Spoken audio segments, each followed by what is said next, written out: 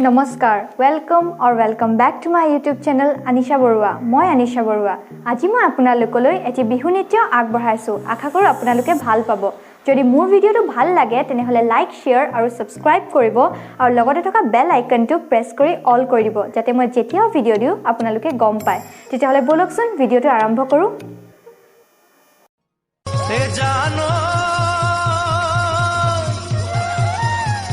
গুটি ফুলৰ গামো